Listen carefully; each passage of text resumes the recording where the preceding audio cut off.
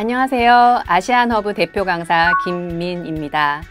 저는 아시안허브에서 다문화 교육, 세계시민 교육, 강사 양성 과정, 그리고 세계시민 연극 다양한 활동을 하고 있습니다. 오늘은 이중언어 강사가 되고자 하시는 분들을 위해 이중언어 강사가 꼭 알아야 할 것들에 대해서 강의를 드리고자 합니다.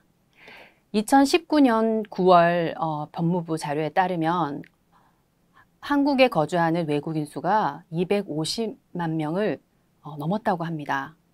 전체 인구 대비 외국인 수가 5%에 육박하면서 한국은 이미 다문화 사회로 접어들었다라는 평가가 나오고 있습니다. 다문화 사회에서 중요한 것은 다름을 이해하고 존중하는 것인데요. 거기서 중요한 것이 바로 소통입니다. 우리가 소통의 핵심이 되는 것이 바로 이중언어 교육입니다. 언어와 문화가 다른 사람들이 다양한 분야에서 또 서로 조화롭게 공존하기 위해서 이중언어 교육은 다문화 사회에 큰 줄기 역할을 한다고 볼 수 있습니다. 이중언어 강사가 되기 위해서는 다음에 3가지를 꼭 기억하셔야 합니다. 그 첫째는 바로 양언어에 대한 전문적인 지식입니다. 가르치시고자 하는 언어와 학습자의 언어의 발음, 문법, 어휘 등 전문적인 지식을 말합니다. 언어에 대한 개론서 한 권 정도는 몇 번이고 반복해서 읽으셔서 자신의 것으로 만드셔야 합니다. 제가 영어를 배울 때 이야기인데요. 영어의 marriage를 발음하는데 제가 그 G 발음을 거의 한국어의 G처럼 발음을 했어요. 그랬더니 영어 선생님께서 계속 틀렸다라고만 하시고 어디가 틀렸는지 어떻게 해야 발음을 할 수 있는지는 알려주지 않으셨어요. 그래서 굉장히 답답했던 기억이 있습니다. 나중에 알고 보니 한국어의 G 발음과 영어의 G 발음은 입 모양부터 혀의 움직임까지 미묘한 차이가 있더라고요. 그 선생님께서 그런 차이를 제게 알려주셨다면 더 쉽고 재미있게 영어를 공부했을 텐데 하는 아쉬움이 남습니다. 자, 양 언어에 대한 전문적인 지식 꼭 기억해 주시기 바랍니다. 자, 두 번째는 양 문화에 대한 이해입니다. 언어를 모르면 문화를 잘 모르는 것이고 문화를 잘 모르면 언어를 잘 모르는 것이라고 할 수 있죠. 한국어의 예를 들어볼까요? 한국어는 높임말이 굉장히 복잡하고 또 엄격한 언어입니다. 나이나 지위, 계급 등에 따라서 그 위계 질서가 엄격하게 구분되는 문화이기 때문에 그 문화가 언어에도 그대로 나타나는 것이죠.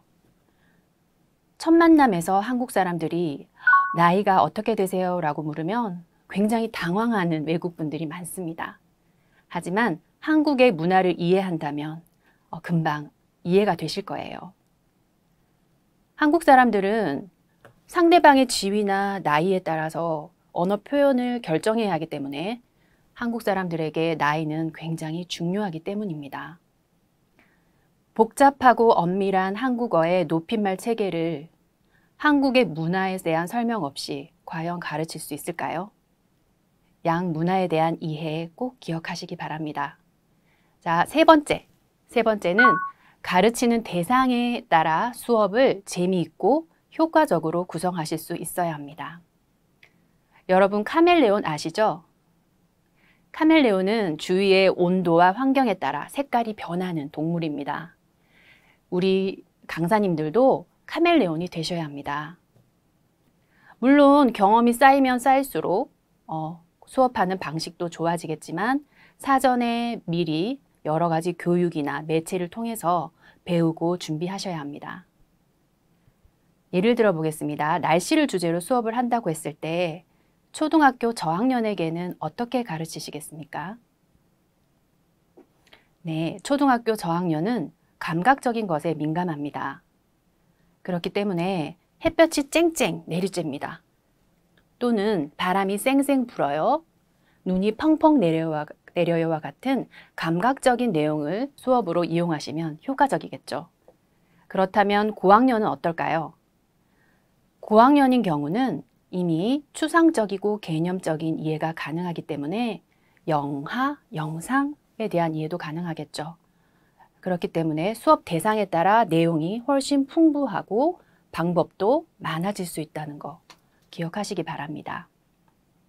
자, 수업을 잘 구성은 하겠는데 어떻게 하면 재미있게 수업할 수 있을까요? 제가 오늘 한 가지 팁을 알려드리겠습니다. 이 방법은 모든 대상에게 골고루 사용할 수 있고 또 교육적인 효과도 높습니다. 바로 대조문화, 대조언어 기법입니다. 언어를 가르칠 때 하나의 언어만을 보여주지 말고 또 다른 하나의 언어를 같이 보여주는 거죠. 문화도 마찬가지고요.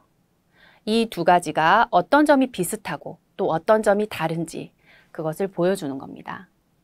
언어 수업에서는 가르치는 언어와 또 다른 언어, 뭘까요? 바로 학습자의 언어죠. 이 두 가지를 같이 보여주면 학습자들은 재미가 없고 막 졸리다가도 수업에 몰입을 하게 됩니다.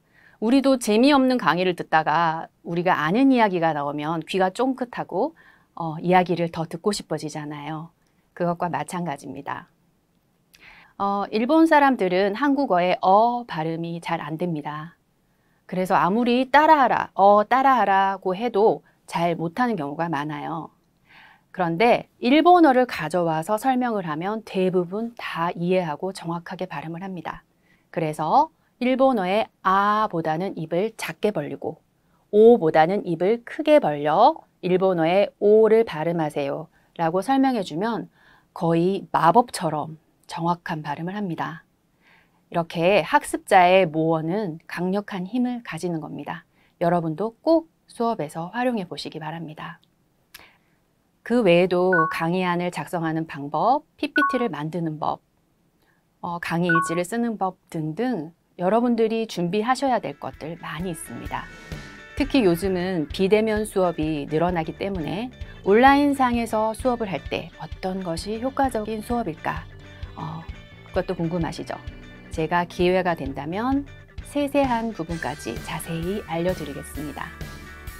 미래의 이중언어 인력을 양성한다는 점에서 또 결혼 이주 여성들의 정체성 그리고 그 자녀들의 정체성을 만들어 나간다는 점에서 큰 역할을 한다고 볼 수 있죠.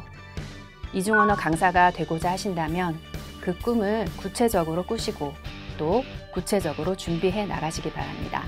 제가 그 과정을 함께 하겠습니다. 감사합니다.